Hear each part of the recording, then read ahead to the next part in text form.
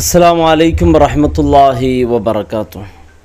ഈ ഒരു ദൃശ്യം എൻ്റെ പ്രിയപ്പെട്ടവരൊന്ന് നോക്ക്. ഖബറിൻ്റെ അരികിൽ ഒരു ചെറിയ മകൻ ആ ഖബർ കല്ലിങ്ങനെ പിടിച്ചു നിൽക്കുന്ന രംഗം. യാ അല്ലാഹ്, ഈ ഒരു ദൃശ്യം നമ്മെ കൊണ്ടെത്തിപ്പിക്കുന്നത്,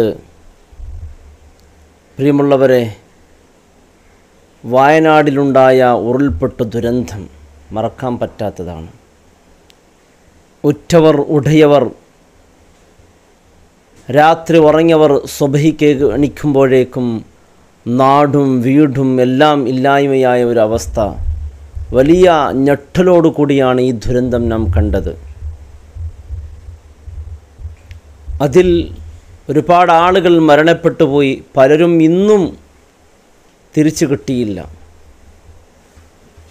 ഈ കാണുന്നത് അവിടുത്തെ പള്ളി ഇമാം ഖത്തീബ് ഉസ്താദിൻ്റെ ഖബറിൻ്റെ അരികിലിരിക്കുന്ന ഒരു പൊന്നുമോൻ.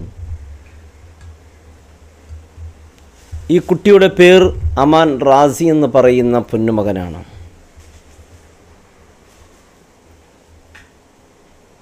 മോൻ്റെ ഇന്ന് പിറന്നാളാണ്, ബർത്ത്ഡേ ദിവസമാണ്. ഈ ഒരു സന്തോഷവേളയിൽ മോൻ്റെ ആഗ്രഹം എന്ത് എന്ന് ചോദിച്ചതാണ്. മോൻ പറഞ്ഞൊരു ആഗ്രഹം കേട്ട് അവിടെ ഉള്ളവർ ഞെട്ടിപ്പോയി. മോൻ്റെ സന്തോഷവേളയല്ലേ ഇന്ന്? മോൻ ഈ സന്തോഷത്തിന് പകരമായി എന്ത് വേണം? കേക്ക് വേണോ, അല്ലെങ്കിൽ മറ്റെന്തെങ്കിലും മോൻ ആഗ്രഹമുണ്ടോ? മോൻ എന്ത് പറഞ്ഞാൽ അത് ഇന്ന് വാപ്പ സാധിപ്പിച്ചു തരും എന്ന് മോനോട് പറയുമ്പോൾ, മോൻ പറഞ്ഞൊരാഗ്രഹമുണ്ടല്ലോ പ്രിയപ്പെട്ടവരെ, വല്ലാത്ത ചിന്തിപ്പിക്കുന്നതും വേദനിപ്പിക്കുന്ന ആഗ്രഹമാണ്. എന്നെ പഠിപ്പിച്ച എൻ്റെ പൊന്നു ഉസ്താദ്, ആ ഉസ്താദിൻ്റെ ഖബറിലേക്ക് എന്നെ ഒന്ന് കൊണ്ടുപോകുമോ? ചെറിയ പ്രായം, 6 വയസ്സ്.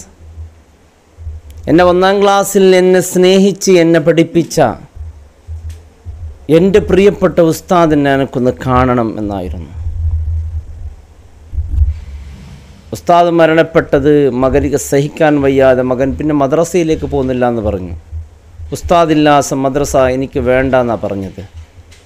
ഇപ്പോൾ മോനോട് എന്താ മോനെ നിൻ്റെ ആഗ്രഹമെന്ന് ചോദിക്കുമ്പോൾ മോൻ പറഞ്ഞത്, എനിക്ക് ഉസ്താദിനെ കാണണം, ഉസ്താദിൻ്റെ ഖബറിൽ പോയി ഉസ്താദിനെ കണ്ടേ പറ്റൂന്ന. മോൻ നേരെ ഉസ്താദിൻ്റെ ഖബറിലേക്ക് പോകാൻ അതിനുള്ള എല്ലാ സൗകര്യങ്ങളും ആ പിതാവ് ഒരുക്കി കൊടുത്ത് മോനെ ഖബറിൻ്റെ അരികിൽ കൊണ്ടുപോകുന്ന ഒരു കാഴ്ചയാണ് കാണുന്നത്. ആ പ്രിയപ്പെട്ട മക്കളുടെ പ്രിയപ്പെട്ട ഉസ്താദായിരുന്നു. ആ ഉസ്താദിൻ്റെ മരണത്തിൻ്റെ ശേഷം ആ മകൻ കൃത്യമായി എന്നും ആ ഉസ്താദിന് ഓർമ്മയാണ്. നമ്മുടെ മദ്രസയിൽ പഠിക്കുന്ന പൊന്നുമക്കളുണ്ട്, ചെറിയ മക്കൾക്ക് പ്രത്യേകമായൊരു സ്നേഹമാണ്. സ്വന്തം ഉപ്പയും ഉമ്മയേക്കാൾ കൂടുതൽ സ്നേഹം ഉസ്താദിനോടായിരിക്കുന്നു. ആ ഉസ്താദിനെ നഷ്ടപ്പെട്ടപ്പോൾ, നഷ്ടപ്പെട്ട് വർഷങ്ങൾ കഴിഞ്ഞു, എന്നിട്ട് ആ മകനിക്ക് ആ ഉസ്താദിൻ്റെ ഓർമ്മ മറക്കാൻ പറ്റുന്നില്ല. സ്നേഹിച്ച് താലോലിച്ച, സ്നേഹത്തോട് ഇൽമ പകർന്നു തന്ന എൻ്റെ പൊന്നുസ്താദിൻ്റെ അരികിൽ പോകണം. പൊന്നുമോൻ പോയി അസ്സലാമു അലൈക്കും യാ ഉസ്താദ് എന്ന് വിളിച്ചു. ഉസ്താദ് തിരിച്ചിങ്ങോട്ട് സലാം പറയുന്നില്ല. മോൻ സങ്കടപ്പെട്ടു. ചെറിയ മകനല്ലേ, ഇത് അള്ളാഹുവിൻ്റെ ഖദറാണെന്നും ഇത് അള്ളാഹുവിൻ്റെ വിധിയാണെന്നും ആ പൊന്നുമകൻ അറിയില്ലല്ലോ. പൊന്നുസ്താദിൻ്റെ ഖബറിലെത്തിയാൽ എന്നോട് ഉസ്താദ് സംസാരിക്കുമെന്നോ ആഗ്രഹത്തിലായിരിക്കാമെന്നോ ആ പൊന്നുമകൻ പോയത്. നോക്കൂ, ഒരു ഉസ്താദും ശിഷ്യനുമായിട്ടുള്ള ഈ ഒരു ബന്ധം വല്ലാതെ സന്തോഷിപ്പിച്ചു. അല്ലാഹു റബ്ബ് സുബ്ഹാനഹു വ തആല നമ്മുടെ മുമ്പിൽ വരുന്ന വിദ്യാർത്ഥികളെ നാം നമ്മുടെ സ്വന്തം മക്കളെപ്പോലെ കണ്ടാൽ ഈ ഒരു ബന്ധം എന്നും എപ്പോഴും ഉണ്ടാകുമെന്നതിന് ഒരു ഉദാഹരണയാണ് ആ ഉസ്താദിൻ്റെയും ആ പൊന്നുമകൻ്റെയും ബന്ധം എത്രത്തോളമായിരുന്നു. സന്തോഷിച്ചു കഴിയേണ്ട ഇന്നത്തെ ദിവസം, കേക്ക് മുറിച്ചും ആഘോഷിച്ച് കഴിയേണ്ട ദിവസം. നമ്മുടെ പൊന്നുമക്കളുടെ അവസ്ഥ അങ്ങനെയല്ലേ? വീട്ടിൽ പൊന്നുമോൻ്റെ ബർത്ത്ഡേ എന്ന് പറഞ്ഞാൽ പിന്നെ കേക്ക് മുറിക്കലും ആഘോഷിക്കലും ബലൂണ് പൊട്ടിക്കലും ഇതായിരിക്കും.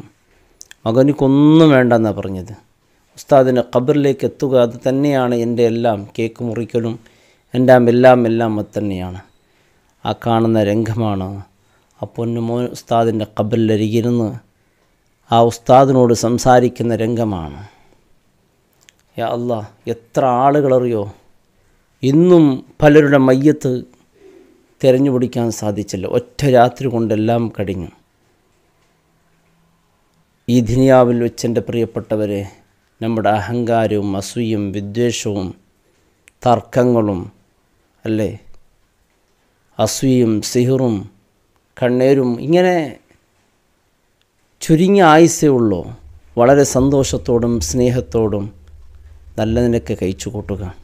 വിദ്വേഷം എല്ലാം എൻ്റെ പ്രിയപ്പെട്ടവരെ പെട്ടെന്ന് മരണപ്പെട്ടെന്ന് പറയുമ്പോൾ ഒരു 10 പേര് നമ്മെക്കുറിച്ച് നല്ലത് പറഞ്ഞാൽ വജബത്ത് ലഹുൽ ജന്ന, സ്വർഗ്ഗ നിർബന്ധമെന്നാണ് മുത്തായ റസൂൽ പഠിപ്പിച്ചത്.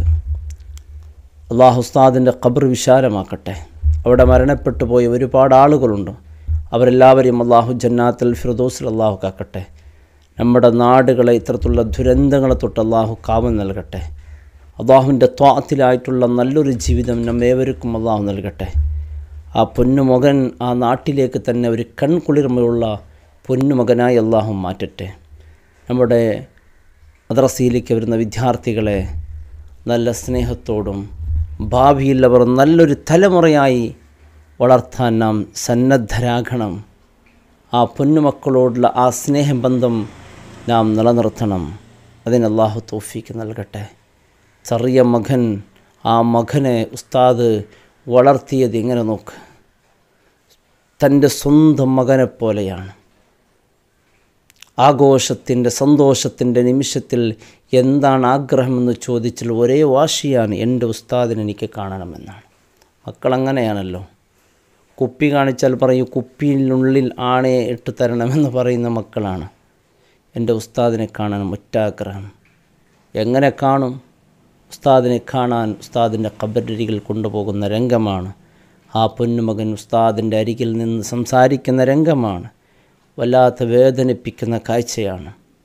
അല്ലാഹ്, ഇതാണ് എൻ്റെ പ്രിയപ്പെട്ടവരെ വേണ്ടത്. മരിക്കുമ്പോൾ 2 പേരെങ്കിലും സ്നേഹിക്കുന്നവരുണ്ടാകണം. വിദ്വേഷം, വെറുപ്പും അസൂയ ഇതെല്ലാം എൻ്റെ പ്രിയപ്പെട്ടവർ നിർത്തിവെക്കുക.